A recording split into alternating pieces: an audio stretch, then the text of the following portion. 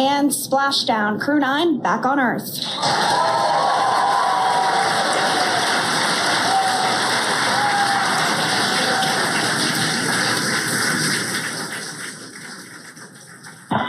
And SpaceX Freedom, splashdown.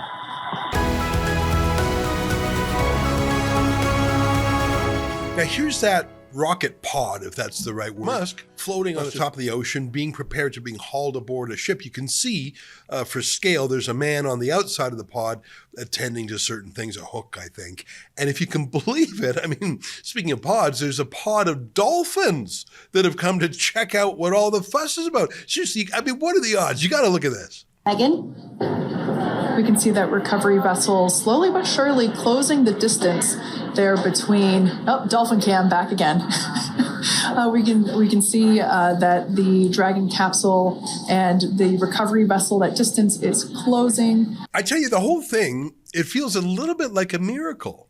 It probably was a little bit, but it was also science and technology and will and leadership. I mean, this is the guy who can do the miracle of landing a rocket booster backwards perfectly to be recovered and reused on those, he calls it the giant chopsticks. Remember that? We have liftoff. It was one giant step for SpaceX as it launched its most powerful rocket ever built. We're now down to 3 Raptor engines. And then flew its first stage booster back to the launch pad where giant metal arms called chopsticks grabbed it. Just 7 minutes after lifting off in Boca Chica, Texas. I mean, that looks pretty miraculous too. Boeing can't do that. Biden can't do that. The Chinese can't do that. The Russians can't do that. Trump and Musk rescued some astronauts and it worked. 2 astronauts were saved. And imagine the horror of if they had died up there. I don't even want to contemplate it. Now, if you're in space for 9 months in a small place, I mean, there's some psychological challenges too, but physically, your bones and your muscles get much weaker because there's no gravity. You're not standing, you're not working, you're not moving. I wonder if it would be a little bit like being in a bed for 9 months. Not healthy. That's why they had to be taken out of the spaceship in a kind of wheelchair. Musk saved the day. He just did. He's our generation's Thomas Edison. The left hate him viscerally because he's friends with Trump. That's the only reason why. They used to love him. And fair enough.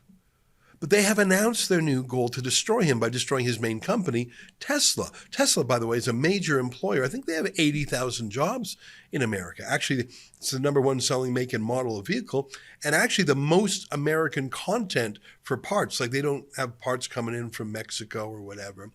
A lot of people like the Teslas because they're cool and high tech, and now they have features like self-driving. Some people like the no gas feature. I think it used to be the environmentalist car, it still is.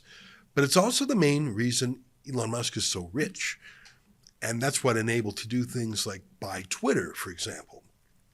It lets him fund his super PAC that he did in the 2024 election. So they're targeting him and they're targeting Tesla because that's the source of his wealth. Take a look at this Democrat senator. Hey folks, it's Mark Kelly here in Washington, driving to work for the last time in my Tesla.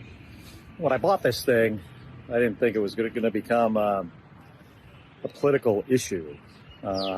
Every time I get in this car in the last 60 days or so, it reminds me of just how much damage Elon Musk and Donald Trump is doing to our country. Talking about slashing Social Security, cutting healthcare benefits for poor people, for seniors. It's one bad thing after the next. He's firing veterans. I'm a veteran, so I have a really hard time driving around in this thing. So I think it's time for an upgrade today. So this is going to be my last trip in this car. There are some things I really liked about it. There are things I didn't like about it, but that doesn't matter. What matters is, doing the right thing. I think it's time to get rid of it. Elon Musk kind of turned out to be an asshole, and I don't want to be driving a car built and designed by an asshole. So looking forward to my new ride. Now, a lot of leftists are doing that. Some are destroying their own cars, which is sort of weird. Now, it's one thing to say you don't want to drive a car or own a car that symbolizes someone you disagree with. And I can actually understand that. And I think I'm sort of the same in my own life. I wouldn't buy a car from communist China, I don't think, because of that. I mean, would you buy one made by China in Tibet? I'm guessing you wouldn't. So I don't mind people voting their conscience with their dollars, but they've gone much further than just selling their car or speaking out personally. Here's the failed vice presidential candidate for the Democrats under Kamala Harris. Maybe you've forgotten about him. Same as Tim Walz. And here he is. I don't know why they trotted him back out. I didn't think he was appealing at all.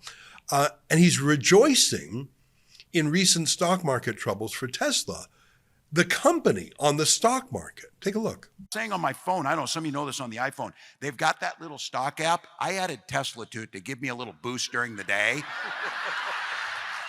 225 and dropping. So, and if you own one, we're not blaming you. You can take dental floss and pull the Tesla thing off, and take out, just telling you. So cheering when an American company is losing market value because you don't like its CEO's politics, that's quite a look. Cheering on economic failure, the failure perhaps of 80,000 employees. Democrats can't build much, can they? But they sure can tear things down well. So their street gangs are getting in on the action too. Here's Antifa across America torching Tesla dealerships. Today that actually came to Montreal too. Hey everybody, I'm currently at Tesla dealership in Montreal, and as you can see behind me, this is what happened this morning. There is two activists who came here to throw paint, the pink paint at the Tesla dealership. This is the first attack against Tesla here in Canada. It's quite a contrast, isn't it? On the one hand, the Thomas Edison of our age, rescuing stranded astronauts. That's just unbelievable. On the other hand, mobs torching something they could never make. That really does sum up the distinction, the state of the two major parties in America, doesn't it? Oh, hi, it's Ezra Levant here in Toronto with an important message because we need your help.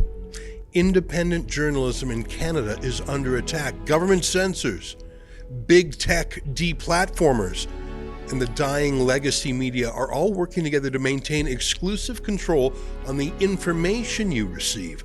They don't want you to hear other voices like ours, and they really don't want you to be informed and to think for yourself.